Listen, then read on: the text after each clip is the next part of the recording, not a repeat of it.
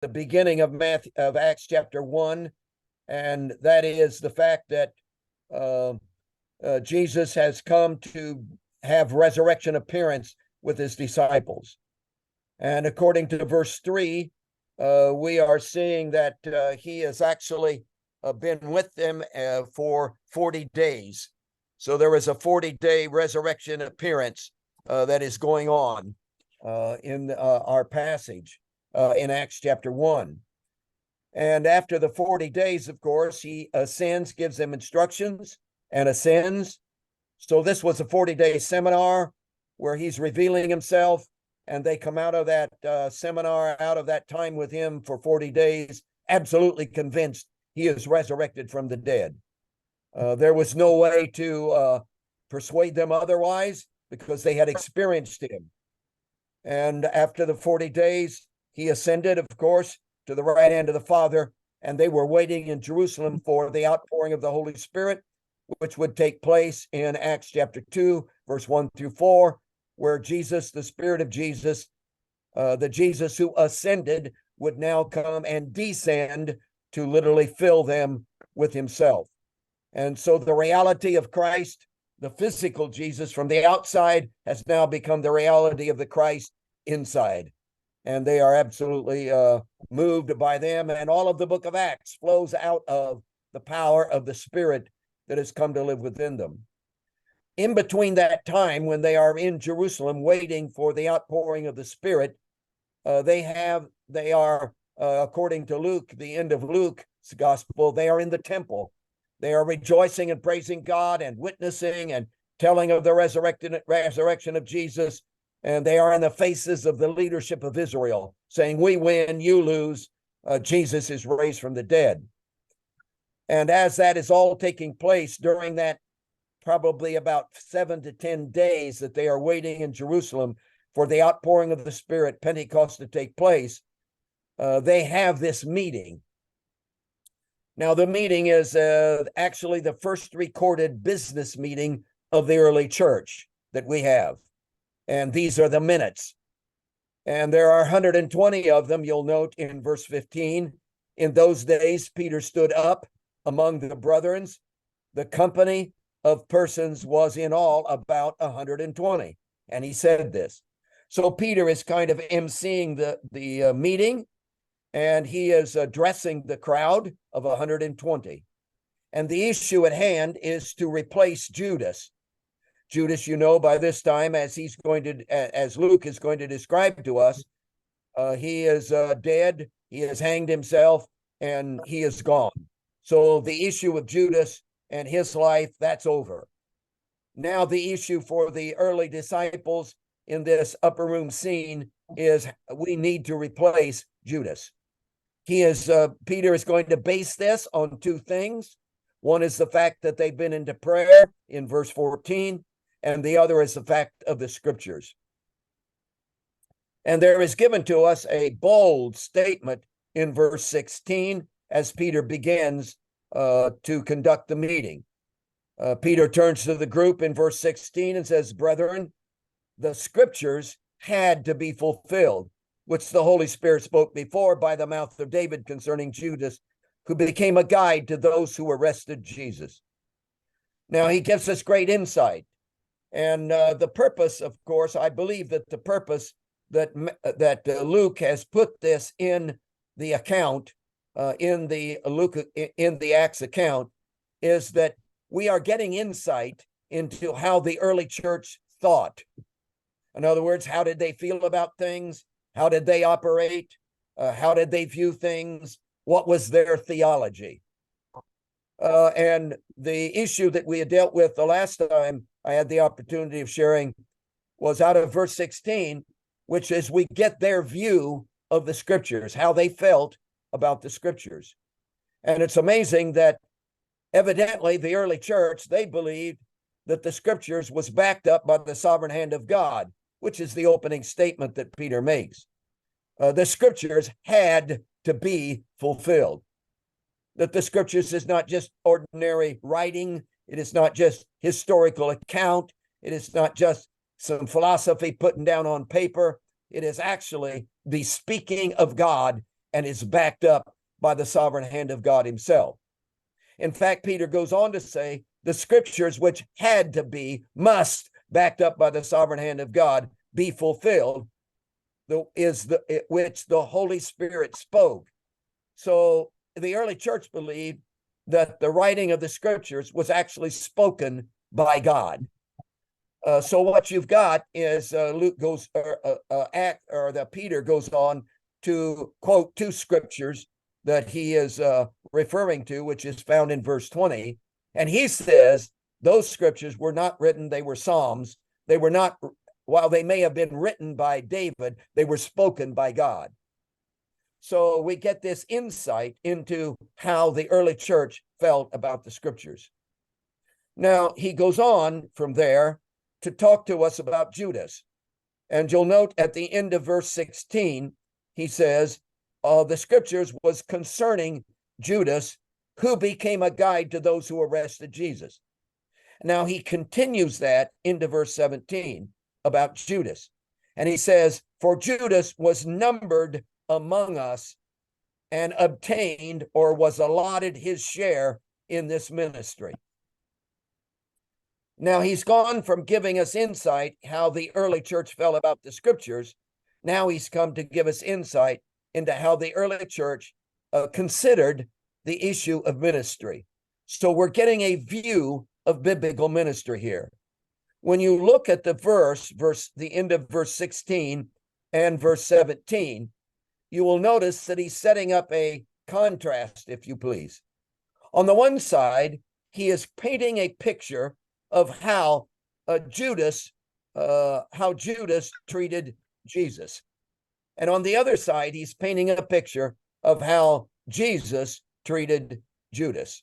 So we're getting a contrasting picture of what is going on in the life of Judas and what is going on in the life of Jesus concerning each other. Now you'll notice he says, he begins with how Judas treated Jesus. And here is how he described it. He says that Judas became a guide to those who arrested Jesus. This is how Jesus treated Judas. This is how Judas treated Jesus. He became a guide to those who arrested Jesus. Now, I want to spend a little time analyzing that so you'll get the picture of what's really going on here. He doesn't describe what Judas did in terms of 30 pieces of silver, the betrayal issue. He doesn't paint the picture of the Garden of Gethsemane. He doesn't give the issue of the kiss of betrayal and all the kinds of things that Judas participated in betraying Jesus. He simply reaches out and wraps it all together, and he does it by a simple fact of calling him a guide to those who arrested Jesus. The Greek word that's translated guide is very, very significant, because as you get into that word, you'll find out it's only used right here in the scriptures. It's not used any other place in the scriptures. It's an amazing word. The word that he gives to us is two words put together. And those two words are, the first word refers to the word road, and the second is the idea of a strengthened version of leading. So what you've got is the idea of a road and leading someone down the road. And I need to correct myself, because this is not the only time it's used in the scriptures. It's used 10 times in the scriptures. It's used 5 times as a verb and 5 times as a noun. And in each case, we could walk through those 10 times, which we will not because we won't have time. But you will find that there is a relational involvement. So this word guide, as he's giving it to us in verse 16, literally has the idea of relationship. So Judas is not just guiding those who arrested Jesus. He is literally establishing some kind of relationship with them. And as you visualize this word, I want you to visualize it in terms of the idea of wrapping your arm around someone grabbing a hold of them by the hand or the arm and actually leading them down the road. So this idea of guide is not he pointed them in the right direction or he gave them instruction. It's certainly not the idea of transport, where you back your trailer up or your truck up and you put something in the back of the truck and you cart it down to another place and then you unload it. It wasn't that kind of issue. That is not the kind of issue he is suggesting. He is suggesting the idea of intimate involvement and of a relationship involvement that is beyond just giving instruction or drawing a map. So he's telling us that Judas has actually wrapped his arm around the leadership of Israel and is actually walking them through the process of how to arrest Jesus. And it's a very strong relational term. One of the places that this word is used for us is in the Gospel of John, chapter 16, verse 13. You know that chapter 14, 15, and 16 are all one discourse given by Jesus in the upper room before his death. And as he shares with the disciples, he's sharing with them the issue of the coming of the fullness of the Spirit. That the Holy Spirit, the Spirit of Jesus, is literally going to come and fill them with himself. He says, I will not leave you orphans. I will come to you. I'm going to send you another helper. It is to your advantage that I go away, because if I do not go away, the Spirit of God will not come and be within you.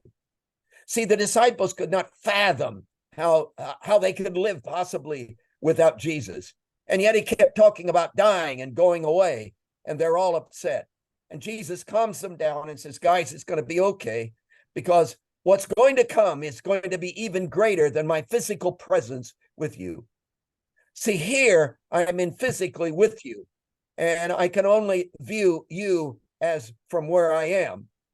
But what's going to happen is I'm going to go away, and the Spirit of God is going to come, and he's literally going to be in you, and it will be in you for everybody, so that I will not be able to just deal with one person or a group of people. I will be with every person everywhere through the Spirit of God, so that the very Spirit of Jesus would literally indwell us. Now, as he begins to develop that in chapter 16, verse 13, he says, when the Spirit of Jesus comes to live within you, oh, you know what he's going to do? He's going to guide you into all truth. That's this word. It's a relational term again.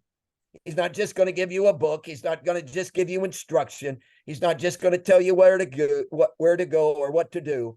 The Spirit of Jesus is literally going to come and literally indwell you, and he's literally going to wrap his arm around your insides, and he's literally going to systematically lead you and guide you into truth itself. It's a causative statement or phrase. In other words, he's going to cause you to know the truth. In other words, there is no way you cannot know the truth unless you want to. If you don't want to know the truth, hey, do your own thing. But if you really want to know truth, if you really want to know what God is saying, if you really want to know the will of God, he says the Spirit of God is going to come and relationally involve himself in your mind and your heart and your inner spirit. And he is literally going to cause you, make you know the truth. So there's absolutely no way to go astray. There's no way to get sidetracked. There's no way to come up at the end and say, oh, I missed it. Why? Because the Spirit of Jesus is going to guide you. That's our word. Guide you, relationally involve himself with you and cause you to know the truth. So again, there's no way not to know the truth unless you want to. If you don't want to know the truth, then you can do your own thing. But if you want to know the truth and you're hungry and you're seeking and you're desiring with your whole heart, the Spirit of God is relationally going to involve himself with you, wrap his arm around your insides, and systematically, step by step, lead you into all truth. What a phenomenal truth. Now, that's the positive aspect of the guide idea. Now, bring that concept into verse 16, and let's apply it to Judas. And what you find out is that Judas, this is the negative aspect, Judas has literally wrapped his arm around the leadership of Israel, and he has guided them step by step into the arrest and crucifixion of Jesus. I don't know what picture you've had of Judas and his involvement in the betrayal of Jesus up to this point. But if you would read the scriptures carefully, you will find out, for instance, in Matthew chapter 26, verse 14, it says, Matthew tells us, then one of the 12, called Judas Iscariot, went to the chief priest and said, what are you willing to give me if I deliver him to you? And they counted out to him 30 pieces of silver, so that from that time he sought opportunity to betray him. Now, what that's telling us is that the leadership of Israel did not have a plan. The leadership of Israel didn't know what to do. They had determined that they wanted to kill Jesus and wanted to crucify him. They had a meeting and they decided that we'll not do it during the feast day, the feast of Passover, because there's too big of a crowd here. So they had decided to push it aside. They didn't know how to get it done. They didn't know what to do. And what happened was Judas, who one day was sitting in his room, got up out of his room, walked down the street, banged on the door of the high priest, and looked him right in the eye and said, hey, what'll you give me if I turn him over to you? And they gave him 30 pieces of silver, and Judas began to plot how he was going to help the leadership of Israel destroy the person called Jesus. They didn't have a plan. Judas came up with a plan. Judas came up with the idea of the kiss of betrayal. Judas came up with the idea of the Garden of Gethsemane. Judas came up with the idea of trapping Jesus in that hour. Judas, this whole thing was Judas, not the leadership of Israel. Judas instigated this. Judas initiated this. Judas pulled this off. Judas guided them through this whole thing. Now, that's what Luke is telling us right here in this passage, and Peter is relating to us what was going on. Now, the significant thing is that while Judas wrapped his arm around the leadership of Israel and became a guide, a relational guide to walk them through the betrayal of Jesus, the scriptures also relates to us that Judas had a guide. And of course, it was the devil himself. So what's going on here is that the devil himself has literally entered into Judas, wrapped his arm around the inside of Judas, and is using Judas systematically in a relational involvement, is guiding Judas step by step by step. And at the same time that the devil is guiding Judas, Judas is guiding the leadership of Israel step by step into the betrayal. For instance, as you look at the scriptures, you discover that in Luke, for instance, in chapter 22, the leadership of Israel, it's during the feast of the Passover. They're scared of the people. They want to kill Jesus, but they don't know how to do it. They do not have a plan. And then Luke tells us this. Then Satan entered Judas, surname Iscariot, who was numbered among the 12. So he went his way and conferred with the chief priest and the captains how he might betray him to them. So the Bible tells us distinctly that the devil, Satan, entered into Judas and began to guide him as Judas began to guide the leadership of Israel. In fact, that's given to us again in John chapter 13, verse 2. It says, and supper being ended, the devil having already put into the heart of Judas Iscariot, Simon's son, to betray him. As they were lounging, at the Last Supper, the disciples, Jesus was sharing with them that one of them was going to betray him. And each one was asking, Lord, is it I? Am I the one? How could it be? Which one will it be?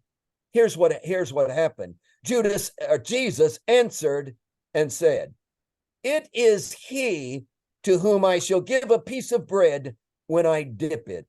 And having dipped the bread, he gave it to Judas. Now, after the piece of bread, Satan entered Judas. So what you've got going on is, in this guide concept that is being given to us in verse 16, is a relational idea. And he's telling us that Judas over here is literally filled with the devil. The devil has entered into a relationship with Judas, wrapped his arm around him, and is systematically guiding Judas, who at the same time has wrapped his arm around the leadership of Israel and is systematically guiding the leadership of Israel into the betrayal. Now, there's the picture of how Judas treated Jesus. Now, if you've grasped that, he says, let's now look at how Jesus treated Judas. So the contrast. Over here is how Judas treated Jesus. Now let's look at how Jesus treated Judas. And here's what he says, verse 17. He was numbered among us and obtained his share in this ministry. That's phenomenal.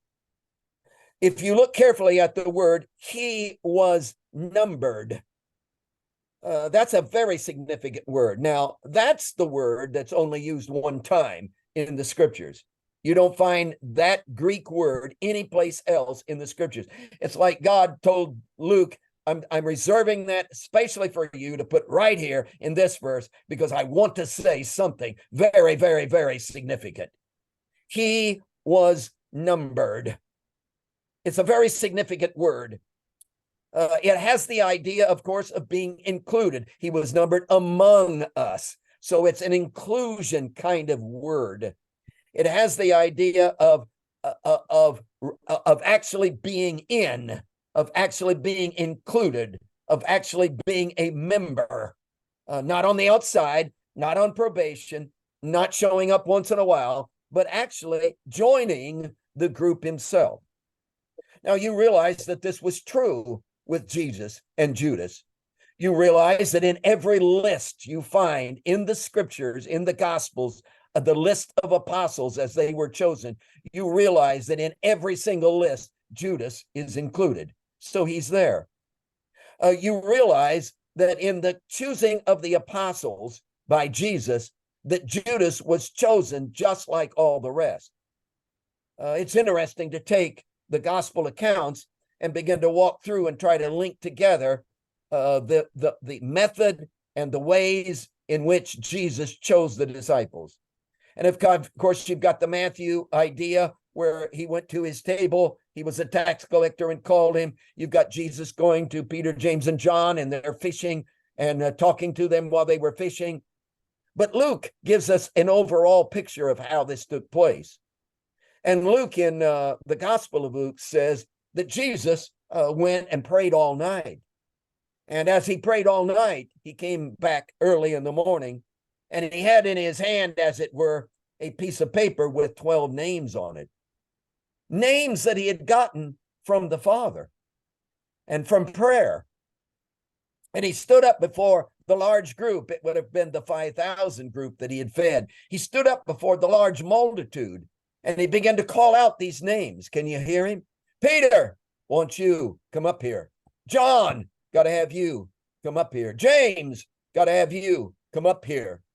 And he went through the list. And when he came to Judas, the same tone, the same fluctuation, the same way. Hey, Judas, got to have you come up here. He chose Judas, just like he chose all the other disciples. See, he did not look at the list and choose Peter, James, and John and the rest of the apostles, and then come to Judas and say, oh, brother, Judas, well, okay, get up here. See, there's never any indication in the gospel accounts that Judas is held at arm's length by Jesus. That Jesus ever came to Judas and said, now, you can't be involved in this. You're not up to this. I don't want you to participate in this. No, Judas was participating in everything that was going on. He was included. He was never left out.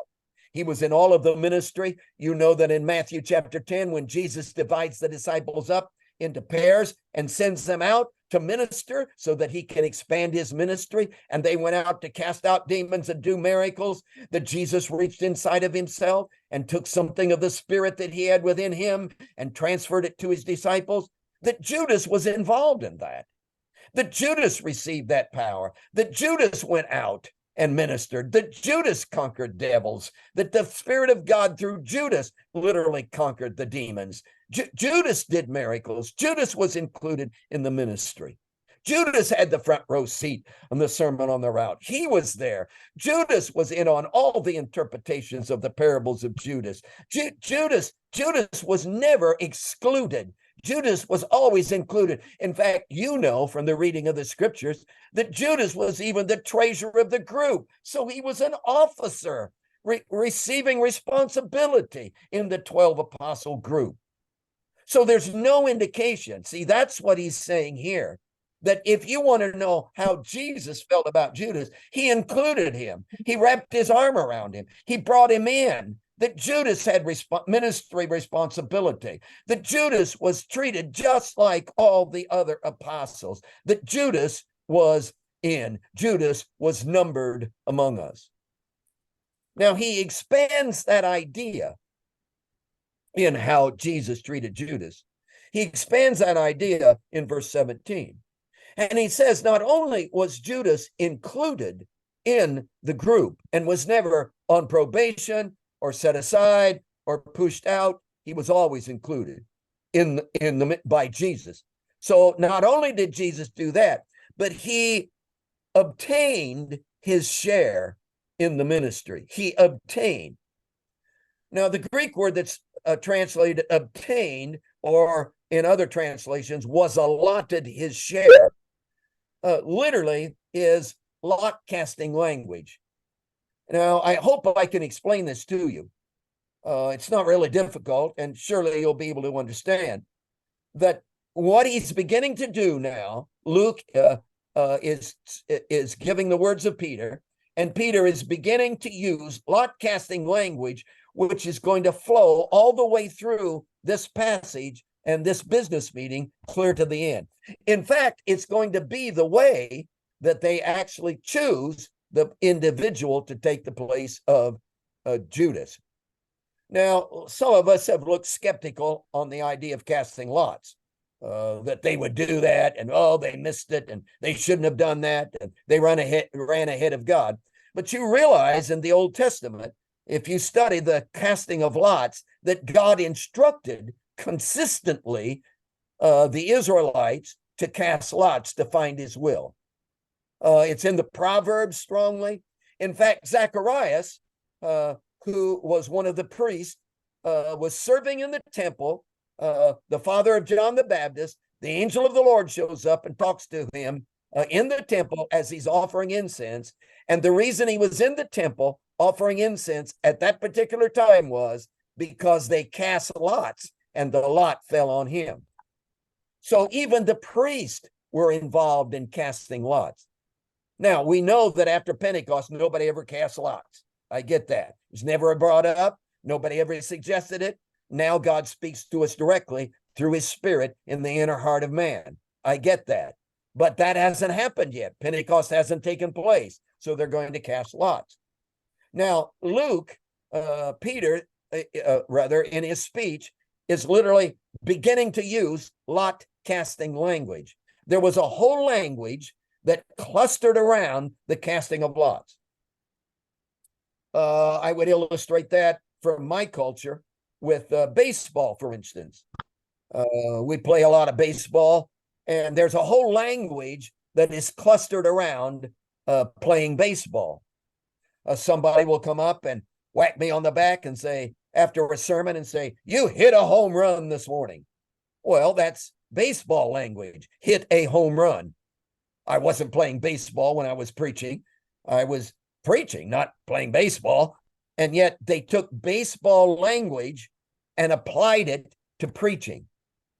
Now, Peter is doing that in this passage. He's taking lot casting language and he's applying it to what he wants to say concerning Judas and the issue of ministry.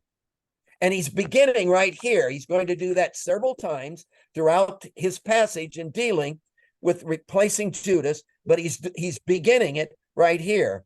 And the idea of obtained, again, is in reference to casting lots. Now, there was lots of ways of casting lots. For instance, one way they did it was dice. Another way they did it was that they would have, probably in the case that we're dealing with here, they had a clay pot.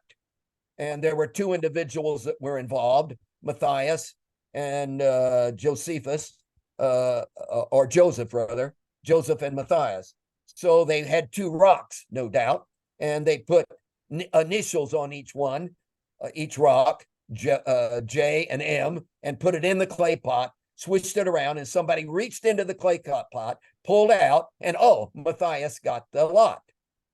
Now, the obtained idea of obtained in verse 16 here, that word literally refers to the idea, again, of casting lots.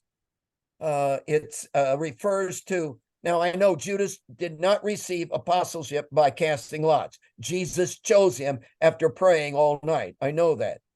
But Peter is trying to say something to us about ministry. He's saying that Judas actually had the reality of ministry given to him, that he obtained this ministry. He literally had it in his possession. It belonged to him. See, he was not only included in the 12, but he had actually received the assignment of apostleship ministry. It was actually his. That has phenomenal ramifications for us. And I realize that you probably already have established this in your own life and know this in the deep of your heart. But it has phenomenal ramifications. You see it strongly in the prodigal son scene. The prodigal son has taken his money and the inheritance, and he's wasted it all, and it ended up in a pig pen, which in Israel, in the view of Israel and the perspective of Israel, that was the worst that sin could do to you, would be living with the pigs, eating what the pigs eat, the slop of the pigs. That's where he was. He's the pig boy. He's in the height and the depth of sin itself. He comes to himself, as you remember in the story, and he says, my dad, I'm about to starve to death, but my dad has plenty to eat at home. In fact, they throw food away. I would be better off to go home and just be a slave. I'm not worthy to be a son. I'll just be a slave and serve at my father's table. And so he runs home. And when he goes home, he bangs on the door. And of course, the father doesn't answer. He goes around and back and bangs on the door, but the father doesn't answer. And finally, after banging several times on the door, the father comes to the door, wipes his eyes.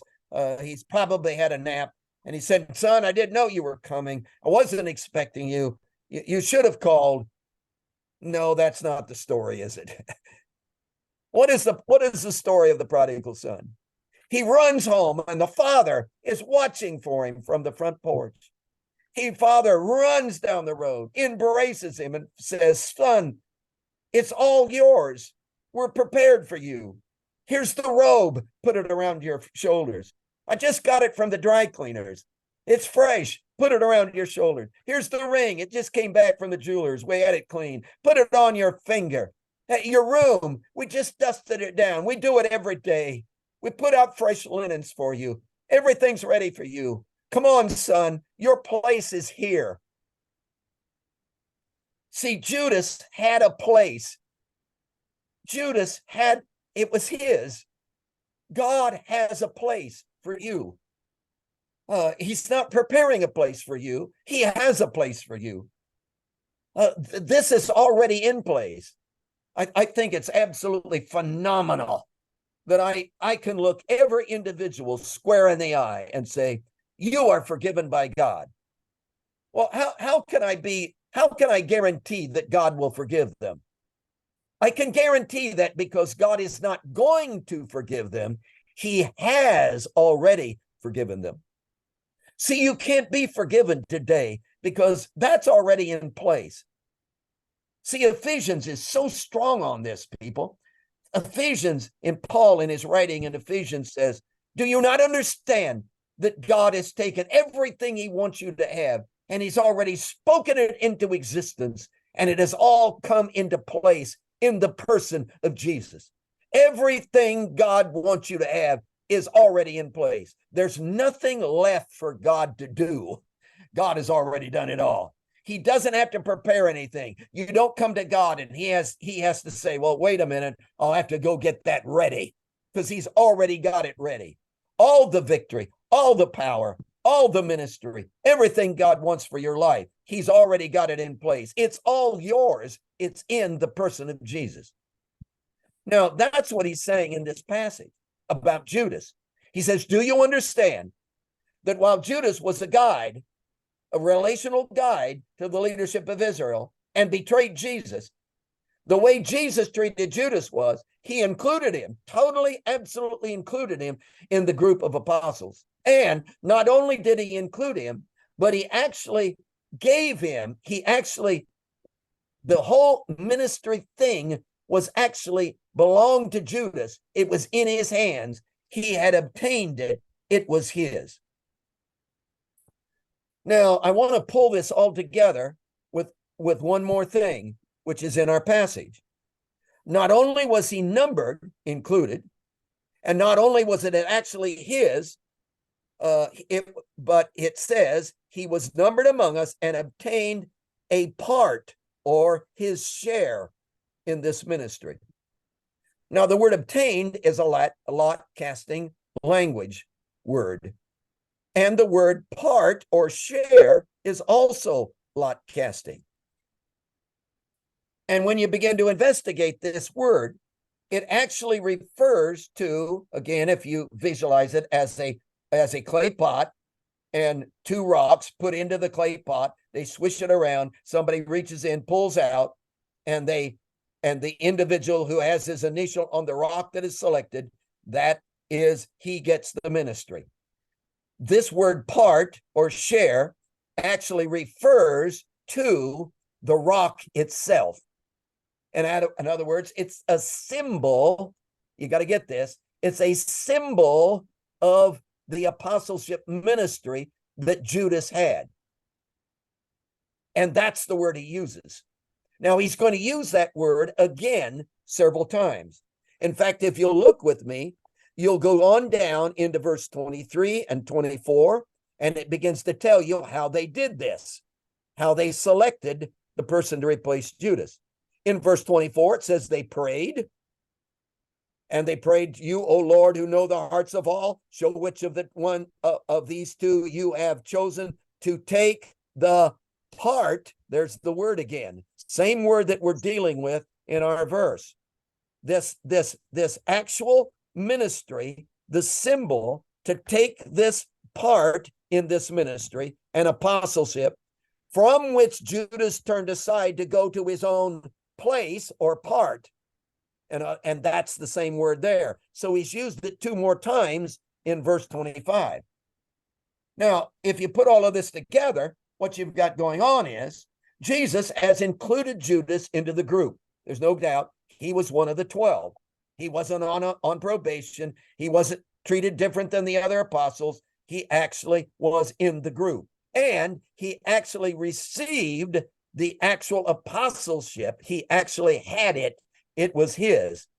And the apostleship was actually a thing that was in existence that had literally been handed to him. Now, the Greek word that's translated part or share can be translated chair, can be translated space, can be translated in some places, it's translated office, it's translated all of those things. I want you to look at it as a chair. Here's what takes, here, this is a phenomenal concept. Here is a chair. Can you see the chair? It has four legs, has a back. It is designed for someone to sit in. That chair is the apostleship. It actually exists. There's no one sitting in the chair, but it's actually in existence. It exists apart from the individual himself. God is going to take Judas. He's going to set him in the chair. But the chair exists without Judas. See, in the early church, they viewed ministry as something that was separate from the individual.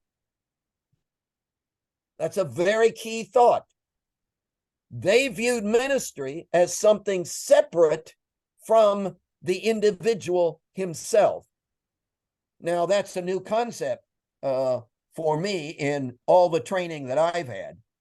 No one ever told me this. See, what I was told was that God has called me to ministry. Now that I have the responsibility of ministry, I have to go and roll my sleeves up, and I have to go to class and have to be trained, and I have to learn to preach, and I have to get my church, and then I build the church, and I begin to win people to Jesus, and I have my board meetings, and I have my budgets, and I have my finances, and I have my building, and I have my ministry, and I have my heart attack, and it's all mine. I build it, and it's my ministry that I did for Jesus. But the early church didn't view ministry like that.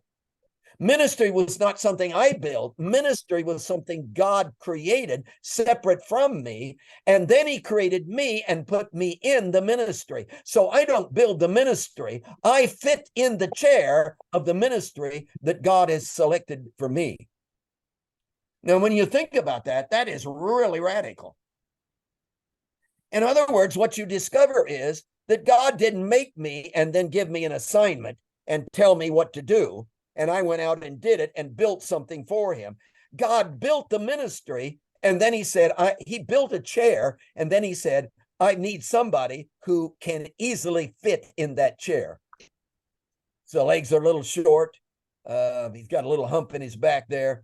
I'm going to need somebody special. So after he built the ministry, he went and built me, created me in the shape of the chair and put me into the chair itself. And I do not create the ministry. God creates the ministry and put me in the chair. In other words, God didn't create me and come up with a plan. God had a plan and created me to fit into his plan. See, God did not create you and then dream something for you. In other words, he didn't create me and say, oh, wow, I forgot all about you, Manley. What am I going to do with you? Well, dig a hole, fill it in, dig a hole, fill it in, dig a hole, fill it in. That'll keep you busy. No, God created me after he had created the ministry. He had an overwhelming plan, and he had a need in the plan, so he created me and put me in the plan. Do you know what that does? That makes you very, very, very significant. You know that your fingerprints are different than anybody else's. You know that your DNA is different than anybody else's. Nobody has your DNA. Nobody has your fingerprints. Have you looked in the mirror? Your face? No, nobody has your face. Do you know how unique you are? Your personality? You are a unique individual built by God. Why? Because he had an overwhelming ministry, an overwhelming plan, an overwhelming dream, and he needed somebody exactly like you to fit into the plan, to fulfill the dream. So God did not create you and come up with a dream, a plan. He has a plan, and he created you to fit into his plan. So you have destiny. So the early church saw ministry not as something that we train for and build and create and go out and do. The early church saw ministry as something that God created, and then God created the ministry and then created us to fit into the ministry. So we are absolutely specifically designed by God for the specific ministry apostleship that he has for us. Now, when you research this, what you find out is, for instance, in the book of Acts, you go to chapter 12. And in chapter 12, in the first two verses, James is killed, the apostle James. Herod goes on a rampage, and because it's so popular, he decides to slaughter and persecute the church. And one way he does that is he kills the apostle James. Do you know that nobody ever suggested that they should have a meeting and replace James the apostle? We're not talking about James, the brother of Christ, who wrote the book of James. We're talking about James, one of the 12. James is dead. Judas is dead and they replace him. James is dead and nobody replaces him. Why? Because James did not vacate his chair. See, the apostleship is an eternal apostleship, not a temporary thing. Now, if you look with me again at verse 25 in chapter 1, you will discover that what it says, the language is very specific. They're praying that God would help them select an individual to take Judas's place, to take the place in this ministry and apostleship. Listen to this, from which Judas turned aside to go to his own place. So what he's saying is, Judas looked at the apostleship, the ministry that God had created and put him into and given to him, and said, I don't like that. I don't want to do that. And Judas stomped off, vacated the chair, the ministry place, the apostleship that God had put him in, and went off and created his own place. And when he got done creating his own place, it looked like hell, because it was hell. He had created his own place. So he's telling us that ministry is not something we create for God. Ministry is something God has created, God has put in place, and now he has made us and put us in the place of ministry. Now you realize that what that does is that eliminates all the stress. That eliminates competition. Hey, I'm not in competition with you.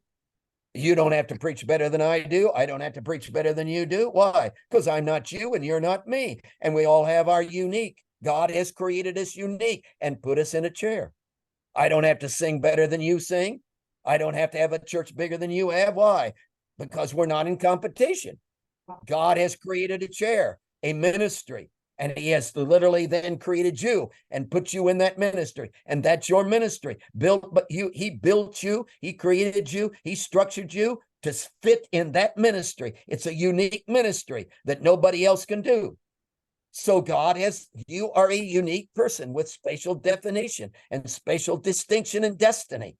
So you are selected by God for the purpose of overwhelming ministry. God created the ministry. Then he created you, put you in the ministry. The ministry is something separate besides you. So we're not in competition. You uniquely sit in that chair, and it's your chair. So what is your responsibility in ministry? Get in your place. Not to compete with me, not to compete with your brother, but get in your place. See, Judas, the overwhelming issue of Judas was he wouldn't stay in his place. God had designed him to sit in a ministry of apostleship, and he didn't stay in his place. He walked off. Now, I don't want you to think in terms of the place as a physical location. In other words,